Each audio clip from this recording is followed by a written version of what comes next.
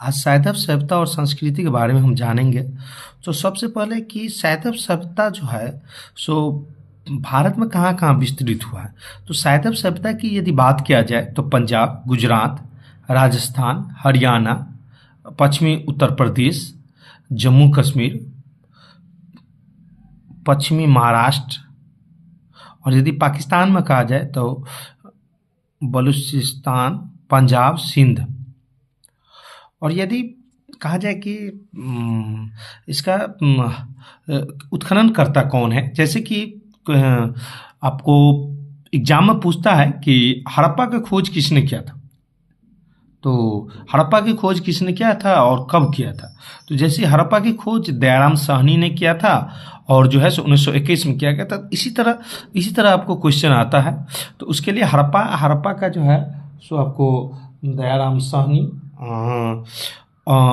मोहन जोदड़ो का रखा लाल दास बनर्जी, मोहनजोदड़ो का कौन किया था, रखा लाल दास बनर्जी। चंद्रदूरो का आपको NG मजमूदार, लोथल का AS राव, कलिबंगा का अमलांद घोष, बनवाली का RS विष्ट, धौलवीरा का JP जोशी, रोपर का BB लाल, सुतोगे नडोर का RN स्टैन। तो ये हो गया।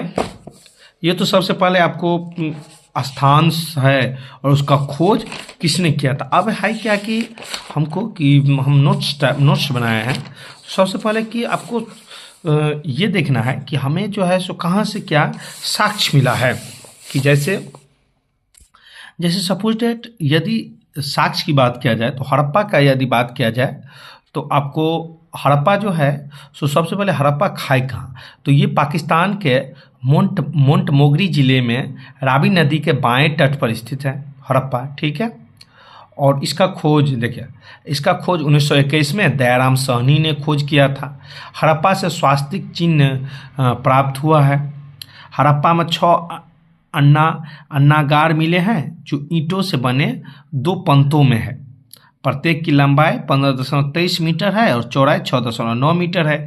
यहाँ के फर्श के दरारों में गेहूं और जौ मिला। अब क्वेश्चन क्या आता है साहब, देखिए क्वेश्चन किस टाइप के इसमें आएगा कि जैसे क्वेश्चन पूछेगा कि हड़प्पा जो है सो कहाँ स्थित है। तो हड़प्पा जो है सो पाकिस्तान के मोंटमोगरी जिले के रावी नदी के बाएं तट पर है। ओके, एक क्वेश्चन बना। दूसरा क्वेश्चन बना कि आपको 1921 में हड़प्पा सभ्यता का खोज कब हुआ था। तो 1921 में दयाराम साहनी ने हड़प्पा का खोज किया था। तो याद हो गया ना कि हड़प्पा सभ्यता कहाँ स्थित है, तो वह पाकिस्तान के मोंटमोगरी ज़िले में स्थित है। और इसका खोज किसने किया था, तो दयाराम साहनी ने किया था। फिर उसको कहानी की तरह हम बना लेंगे कि हड़प्पा में जो है सो हड़प्पा से स्वास्तिक चिन्ह प्राप्त हुए हैं, ठीक है। इसमें 6 अन्ना घर है और यहाँ फर्श के दरारों पर गेहूं और जौ मिला है। तो यहाँ निचोड़ के क्या आया कि ये पाकिस्तान के मोंटमोगरी ज़िले में है। थोड़ा वीडियो लंबा भी हो सकता है लेकिन हम पूरा याद ही कराना चाह रहे हैं कि ये पाकिस्तान के मोंटमोगरी ज़िले में स्थित रावी नदी के बाएं तट पर है। और ये जो है सो आपको 1921 में दयाराम साहनी ने खोज किया था और हड़प्पा से स्वास्तिक चिन्ह प्राप्त हुए हैं। और हड़प्पा में 6 अन्ना नागर है और जो ईंट से बने हैं और प्रत्येक की लंबाई और यहाँ जो है सो गेहूँ और जौ मिले हैं। ओके, तो ये चीज़ हो गया हड़प्पा के बारे में, कोई दिक्कत नहीं, आराम से याद हो गया। अब हम जाएंगे मोहनजोदड़ो में।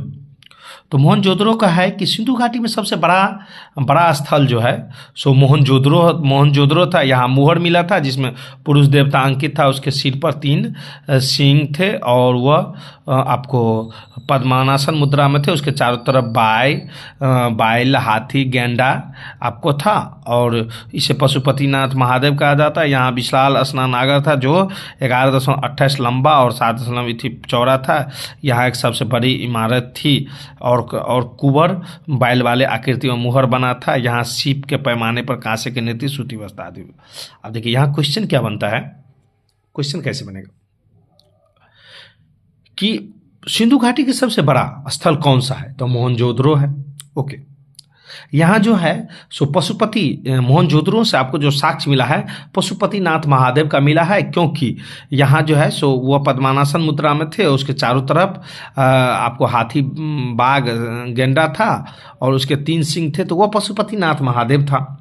ओके, तो एक तो हो गया कि सबसे बड़ा स्थल मोहनजोदड़ो का सबसे बड़ा स्थल कौन सा है, तो सिंधु घाटी का सबसे बड़ा स्थल तो मोहनजोदड़ो है। यहाँ पशुपतिनाथ महादेव का ये मिला था। बताया जाता है कुबर वाले बैल की आकृति वाला मोहर मिला है। तो यहाँ जो है कुबर वाला बैल, ये क्वेश्चन में पूछा था 66वीं या 68वीं में पूछा था कि कुबर वाला बैल जो है सो कहाँ का साक्ष्य मिला है। तो यह जो है सो आपको मोहनजोदड़ो से मिला है। यहाँ सूती वस्त्र आदि यहाँ बनता था, कांसे के निर्तक और शिप का पैमाना मिलता था। तो ये चीज़ हो गया। तो यहाँ याद करने वाली क्या बात हो गया कि सिंधु घाटी का सबसे बड़ा स्थल मोहनजोदड़ो है और यहाँ मुहर मिला है जिसमें कि पशुपतिनाथ महादेव का आपको महादेव बताया गया है। और यहाँ जो है कुबर वाला बैल मिला है और यहाँ सूती वस्त्र का उत्पादन मिला। 4 अंकित, कहानी खत्म। अब यदि कालीबंगा में यदि कहा जाए तो, हाँ कालीबंगा गलत लिखा, कालीबंगा होता है, वहाँ लिखा गया है गलत। कालीबंगा में जूते हुए खेत का साक्ष्य पड़ा है, जूते हुए खेत का। ये भी बिहार से प्रशासनिक जो है उसमें एग्जाम में ये पूछा था कि जूते हुए खेत का साक्ष्य कहाँ मिला, तो वह कालीबंगा में मिला है। और यहाँ जल निकासी का प्रणाली का अभाव था, यहाँ युगल समाधान प्रमाण मिला है। यहाँ का मकान पल्ले वाले दरवाजे थे, यहाँ अलंकृत ईंट एवं अग्निकुंड भी मिले, भूकंप का साक्ष्य मिला है। अब तो समझ लिए यहाँ क्या क्या चीज़ का साक्ष्य मिला है, तो याद कर लीजिए, हमारे साथ याद करिए। कालीबंगा में जूते हुए खेत का साक्ष्य मिला है, ठीक है। यहाँ जल निकासी का प्रणाली नहीं था, इसका साक्ष्य मिला है। यहाँ पुरुष और स्त्री का जो है सो समाधान, मतलब कि मृत्यु होकर उसको जो है सो दफनाया जाता है, इसका साक्ष्य मिला है सावधान का। और यहाँ जो है सो आपको अलंकृत ईंट एवं अग्निकुंड था, इसका साक्ष्य मिला है। और भूकंप का साक्ष्य मिला है।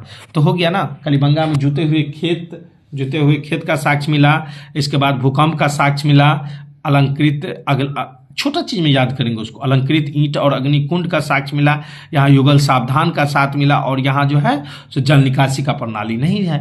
बस हो गया, तो ये चीज साक्ष्य मिला।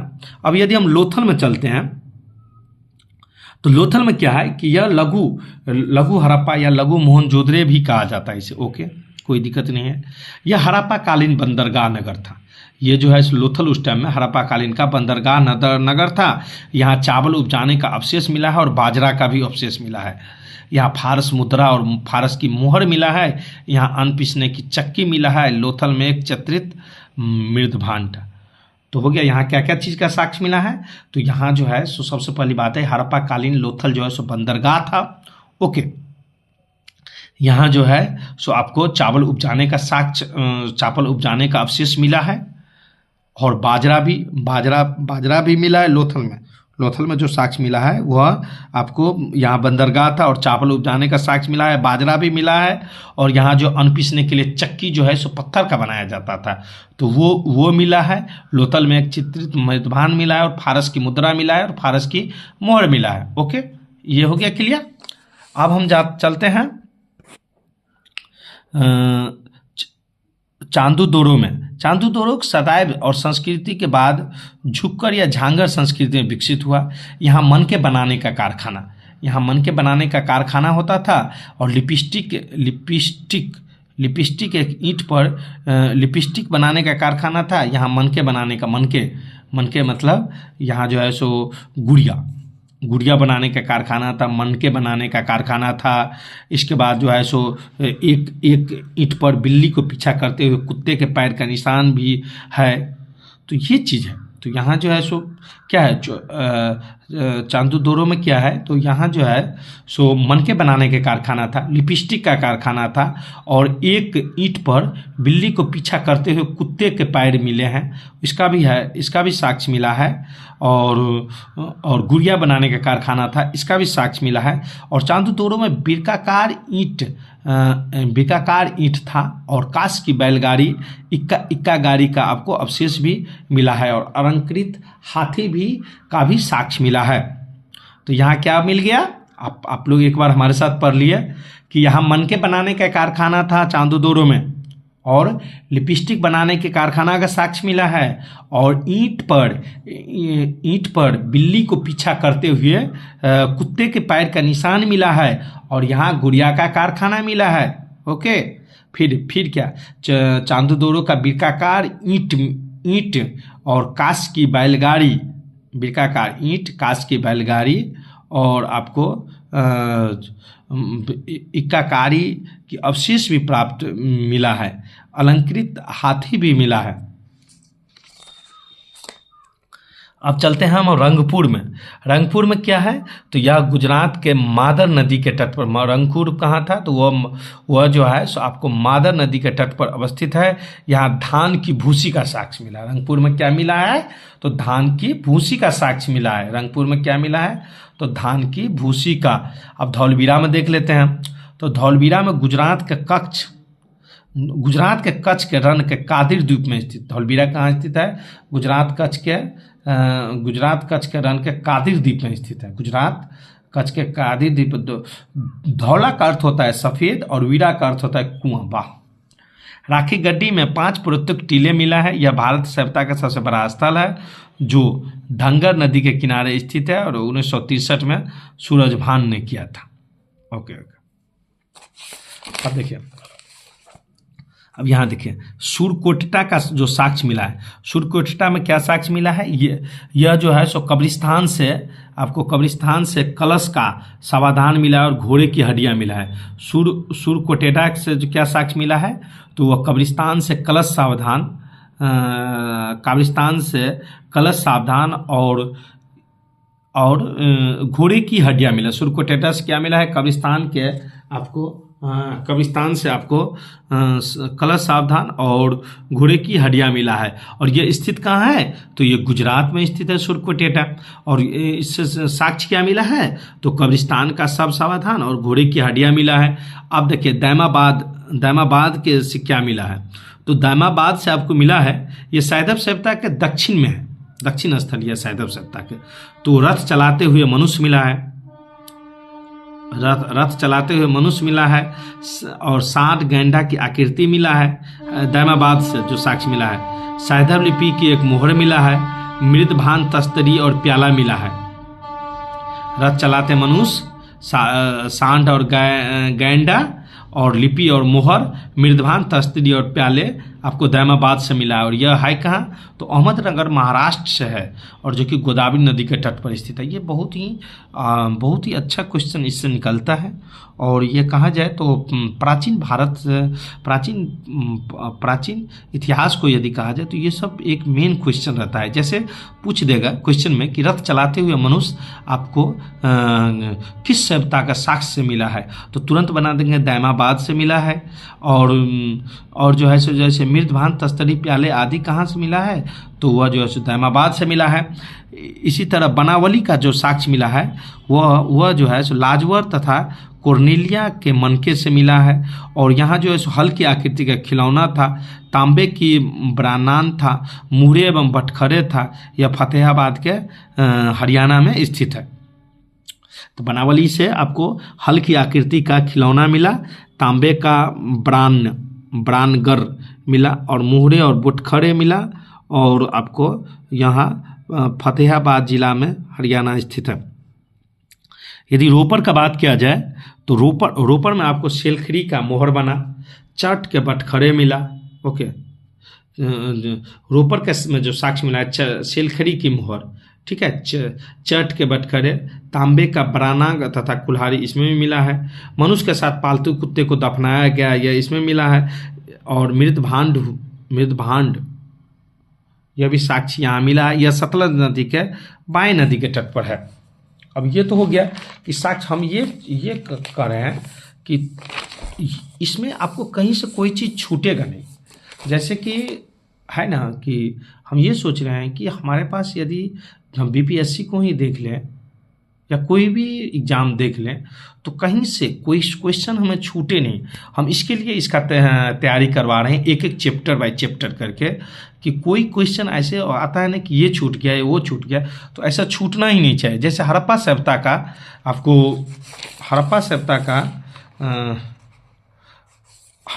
का यदि सामाजिक जीवन के बारे में आपको अब है क्या कि हड़प्पा सभ्यता में सामाजिक जीवन लोग कैसा जीता था, तो हड़प्पाकालीन सभ्यता समाज संभवतः मृत अस्मात्मक था, जो मृत मार्त देवी का पूजा से स्पष्ट होता है।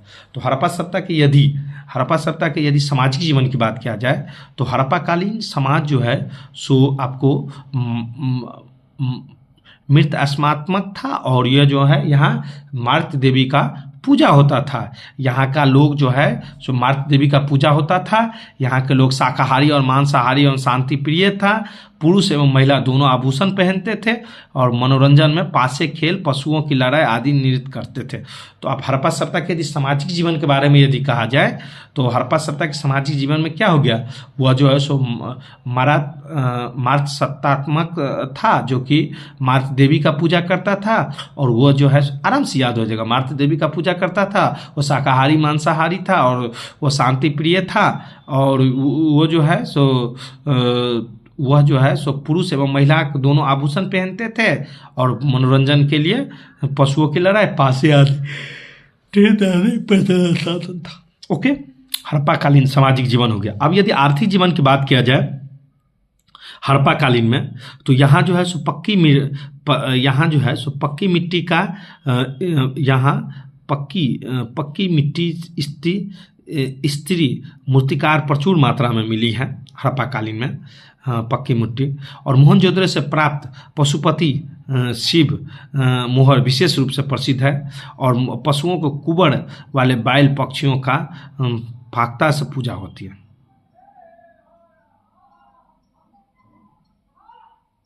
तो यहाँ हो गया कि यहाँ जो है सो पशुपतिनाथ की पूजा होता था और कुबड़ वाले बैल को भी पूजा होता था। तो धार्मिक जीवन ऐसा था कि यहाँ जो है सो पक्की मिट्टी का स्त्री मूर्तिकाएँ प्रचुर मात्रा में, स्त्री का जो है सो मूर्ति बहुत ज़्यादा रहता था। और यहाँ जो है पशुपति शिव का पूजा होता था और कुबड़ वाले बैल का पूजा होता था। और यहाँ का यानी मोहर मेला, यहाँ वृक्ष पूजा भी प्रचलित था। सैदव सभ्यता में मंदिर का प्रमाण नहीं मिला। वृक्ष पूजा भी प्रचलित था और सैदव सभ्यता में मंदिर का प्रमाण मिला।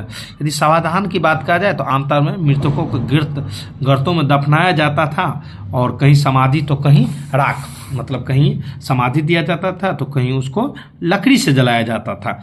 यदि आप राजनीतिक जीवन की बात करते हैं तो सैदव सभ्यता में राजनीतिक जीवन स्पष्ट अभाव था। यानी सैदव सभ्यता के लोग जो है ना राजनीतिक जीवन से उतना इंटरेस्टेड नहीं थे। ठीक है, यहाँ पुरोहितों की व्यवस्था नहीं था। यहाँ पुरोहितों का जो है सो राजनीतिक जीवन संगठन अस्पष्ट का अभाव था।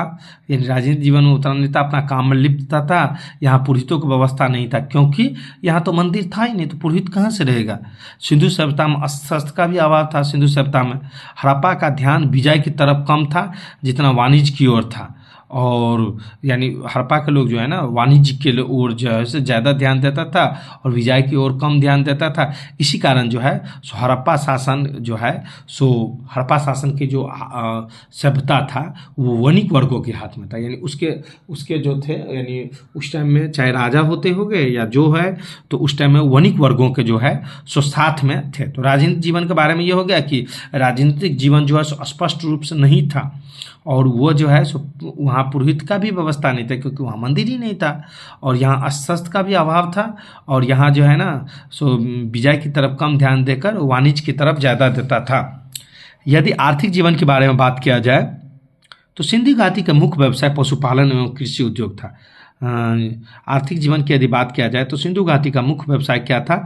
पशुपालन, कृषि व उद्योग था। सिंधु घाटी का मुख्य व्यवसाय था पशुपालन, कृषि व उद्योग। ओके।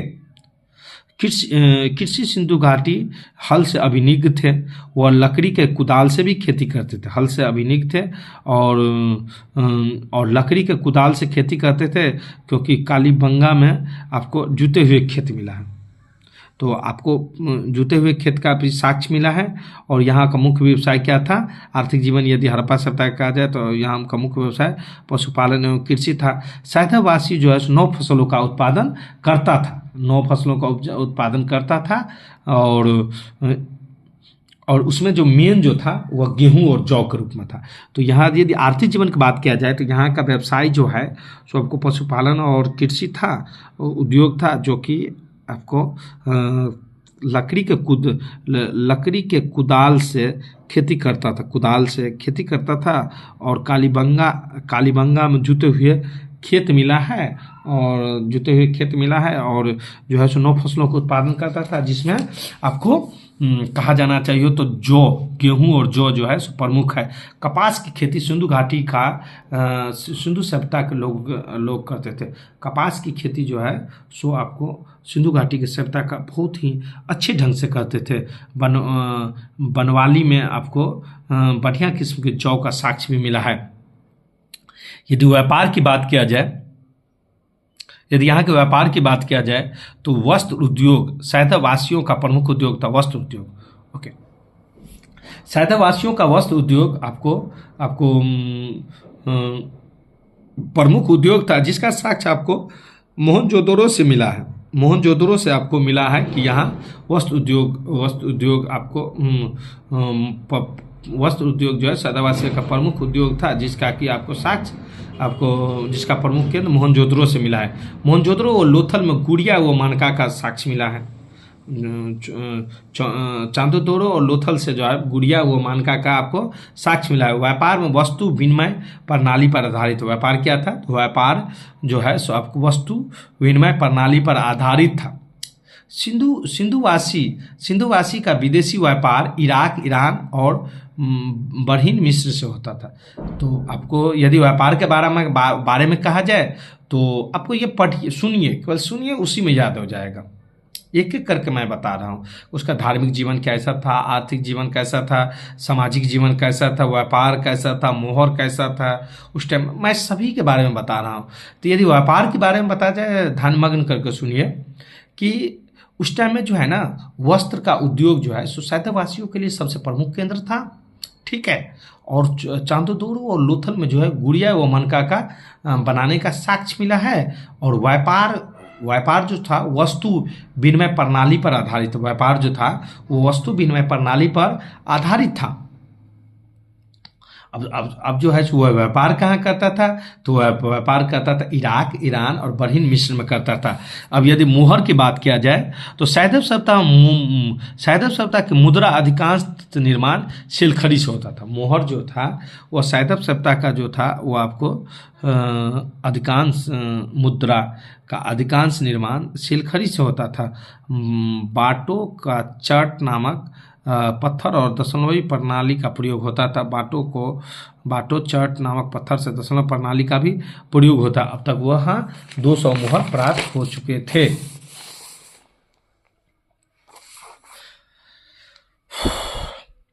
यदि अब कुछ वन लाइनर क्वेश्चन मैं बता रहा हूँ याद करने के लिए। हड़प्पा का पूरा स्थल सिंधु घाटी सभ्यता से संबंध है। हड़प्पा पूरा स्थल किस सभ्यता से संबंधित है? तो सिंधु घाटी सभ्यता से। हड़प्पा का पूरा स्थल किस घाटी से संबंधित है? तो सिंधु घाटी सभ्यता से संबंधित है। हड़प्पा सभ्यता में लिपि भाव चित्रात्मक था। और हड़प्पा सभ्यता में लिपि क्या था? तो वो भाव चित्रात्मक था। और ये जो है सो आपको दाईं से बाईं की ओर लिखी जाती थी। क्या था? दाईं से बाईं की ओर लिखा जाता। हड़प्पा सभ्यता के लिपि भाव चित्रात्मक था और ये दाईं से बाईं की ओर लिखी जाती है। लिखी जाती थी। तो ये हो गया ना, हड़प्पा सभ्यता का पूरा स्थल सिंधु घाटी था, और ये जो है सो इसका लिपि जो है सो भाव चित्रात्मक था, और ये दाईं से बाईं की ओर लिखा जाता है। हड़प्पा सभ्यता का लिपि क्या था, तो भाव चित्रात्मक था, और ये ये दाईं से बाईं की ओर लिखा जाता है। हड़प्पा सभ्यता में दाईं लिपि कैसे लिखा जाता था, दाईं से बाईं की ओर। मोहनजोदड़ो की जानकारी का प्रमुख स्रोत पुरातत्व खुदाई से है। मोहनजोदड़ो का आपको जानकारी का प्रमुख स्रोत किससे है, तो पुरातत्व खुदाई से है। मोहनजोदड़ो का शाब्दिक अर्थ क्या होता है, तो मोहनजोदड़ो का शाब्दिक अर्थ होता है मृतकों का टीला होता है मोहनजोदड़ो का। सिंधु सभ्यता आपको आदि ऐतिहासिक युग से संबंधित है। सिंधु सभ्यता किससे संबंधित है, तो वह आदि ऐतिहासिक युग से आपको संबंधित है। हड़प्पा कालीन सभ्यता में रंगपुर सौराष्ट्र में है। रंगपुर जो है सो हड़प्पा कालीन सभ्यता में रंगपुर जो है सो सौराष्ट्र में है। मोहनजोदड़ो और हड़प्पा सभ्यता का पुरातत्व खुदाई सर जॉन मॉर्सल ने किया था। मोहनजोदड़ो और हड़प्पा सभ्यता का जो है सो आपको पुरातत्व खुदाई किसने किया था, तो सर जॉन मॉर्सल ने। ये वन लाइनर मैं क्वेश्चन बता रहा हूँ आपको, ये सब क्वेश्चन आता है। जैसे आएगा कि मोहनजोदड़ो और हड़प्पा सभ्यता का पुरातत्व खुदाई किसने कराया था, तो तुरंत बता देंगे सर जॉन मॉर्सल ने किया था। ओके, अब आप देख लीजिए, यह है कि सिंधु घाटी में लोग मातृ देवी की पूजा करता था। सिंधु घाटी में किसकी पूजा करता था, सिंधु घाटी के लोग, तो वो मातृ देवी का पूजा करता था। धौलवीरा कहाँ स्थित है, तो वो गुजरात में स्थित है। हम सोच रहे हैं कि मैंने हर पॉइंट को, हर पहलू को मैंने निकालना हूँ, बारीकी नज़र से देखा हूँ, और हम यदि लगातार पढ़ेंगे, एक दिन में यदि 10 घंटा 11 घंटा 12 घंटा पढ़ेंगे तो थोड़ा ज़्यादा क्वेश्चन ही रहे, उससे कोई मतलब नहीं है, लेकिन सब क्वेश्चन आ जाएगा, कहीं से कोई छूटेगा नहीं। हड़प्पा कालीन मोहर क्या था, तो वह वर्गाकार में सर्वाधिक प्रचलित। हड़प्पा कालीन का मोहर क्या था, तो वर्गाकार में सर्वाधिक प्रचलित था। विश्व में सबसे पहले कपास की खेती भारत में हुआ। तो विश्व में सबसे पहले कपास की खेती उस टाइम में कहाँ हुआ था, तो वह भारत में हुआ था। सिंधु सभ्यता में बिरसा मुद्रा मोहनजोदड़ो से प्राप्त हुआ है। यदि आपको भारत में चांदी की उपलब्धता देखा जाए तो वह जो है सो आपको हड़प्पा सभ्यता से मिलता है, और भारत काल में मुद्राओं का निर्माण मुख्यतः सेलखड़ी के उपयोग से किया जाता है। भारत में उस टाइम में आपको ये देखते हैं, मैंने नोट्स बनाया हूँ आप ही लोगों के लिए सभी जगह से एनसीईआरटी बुक्स और जितने भी आपको बुक्स वगैरह सब है उस सबसे आपको निचोड़ के और मैंने इसको नोट्स बनाया।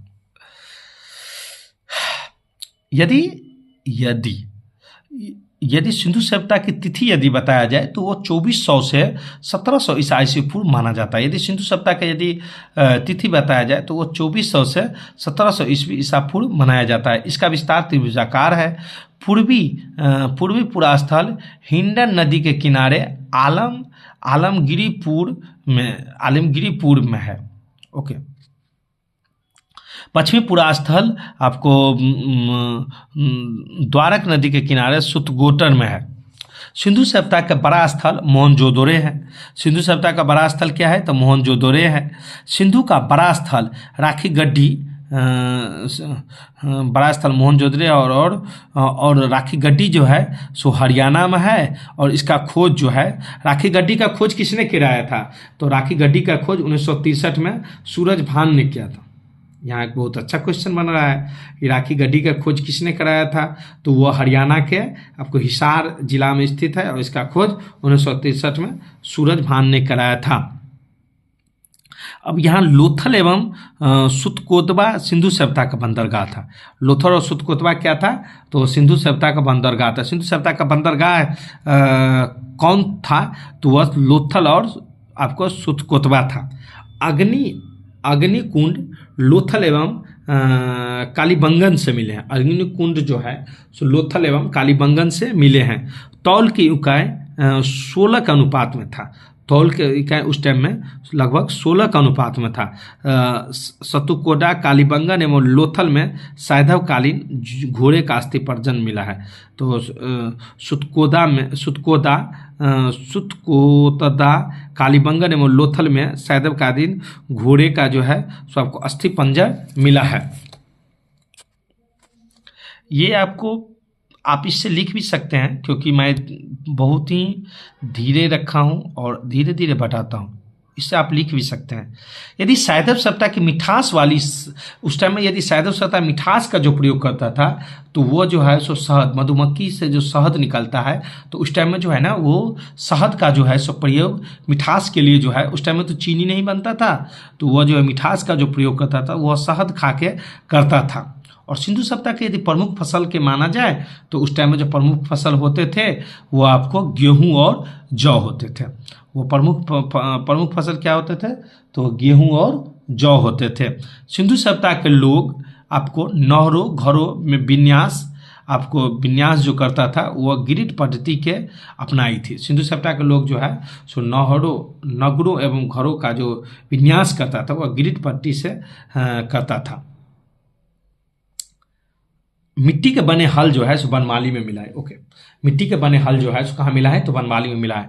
ऐसे आपको क्वेश्चन आ जाएगा कि मिट्टी के बने हल आपको कहाँ मिला है, तो वह वनमाली में मिला है। अब देखिए उस टाइम में क्या था, तो घरों के दरवाजा जो था वो खिड़की की सड़क की तरफ, दरवाजा और खिड़की सड़क की तरफ नहीं खुलता था, वो आपको पीछे की तरफ खुलता था। एक ही लोथल नगर था, सभी नगर में जो भी नगर था, कम से कम 6-7 नगर था उस टाइम में लगभग, तो सब में जो है सो पीछे की तरफ खुलता था। एक लोथल नगर था जिसका कि दरवाजा आपको रोड की तरफ खुलता था। मोहनजोदड़ो की बात किया जाए तो वहाँ नर्तक एवं कांस्य की मूर्ति मिला है। मोहनजोदड़ो से क्या मिला है, नर्तक एवं कांस्य की मूर्तियां मिला है। पिंगट ने हड़प्पा और मोहनजोदड़ो को एक विस्तृत साम्राज्य का जुड़वा राजधानी, पिंगट जो है सो एक हड़प्पा और मोहनजोदड़ो का एक विशाल साम्राज्य की जुड़वा राजधानी का है, पिंगट का है। ऐसे क्वेश्चन आ जाएगा कि हड़प्पा और मोहनजोदड़ो को कौन सा एक विशाल साम्राज्य की राजधानी जुड़वा राजधानी का है, तो वो पिंगट का है। सिंधु सभ्यता के लोग धरती को उर्वरता देवी मानकर पूजा करते हैं। सिंधु सभ्यता को धरती को पूजा क्यों करते थे, क्योंकि उससे खेती होता है, उससे हम खाते हैं, तो वह आपको उर्वरता देवी के लिए पूजा करता था। वृक्ष एवं शिव की पूजा सिंधु सभ्यता में प्रचलित था। वृक्ष की पूजा करता था और शिव की पूजा करता था। सैदव सभ्यता का समाज जो था वो मात्र, आपको पहले भी बता रहा था कि वहाँ मात्र सत्तात्मक था और जो है सो आपको मृत पूजा करता था। सैदव सभ्यता में सूती एवं ऊनी वस्त्र का भी प्रयोग करता था। सूती एवं ऊनी वस्त्र का भी प्रयोग करता था। सैदव सभ्यता में सूती एवं ऊनी वस्त्र का भी प्रयोग करता था। यदि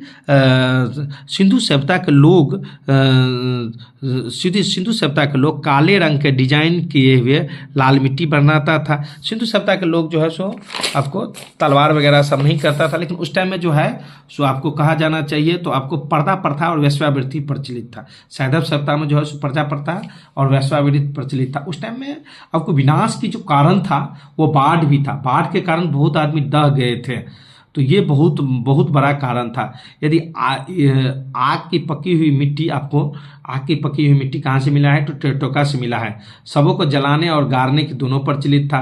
मनोरंजन के लिए वो मछली पकड़ता था, शिकार खेलता था, पक्षी था, आपस में लड़ना, चौपर खाना, पासा खेलना आदि था। तो मेरा बस यही सोच है कि थोड़ा लंबा वीडियो भी बने, लेकिन एक भी क्वेश्चन आपको कहीं से छूटे नहीं, और ये हमेशा विशेष ध्यान आपको रहता है कि आपको कहीं से कोई क्वेश्चन छूटे नहीं।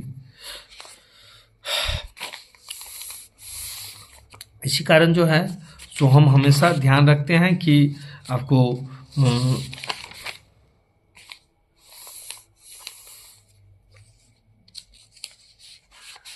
यदि हड़प्पा नगर में कहा जाए तो वो ढके हुए नाले थे। वाह, बहुत बढ़िया बात।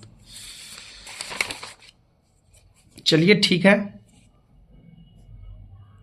फिर आगे का आप लोग अच्छा कमेंट कीजिएगा, तो मैं फिर सैदव सभ्यता के बाद जो है सो आपको जैसे कि इसके आगे जो चैप्टर रहेगा मैं उसके बारे में बताऊंगा, जैसे महात्मा बुद्ध के बारे में बताऊंगा या वैदिक युग के बारे में बताऊंगा।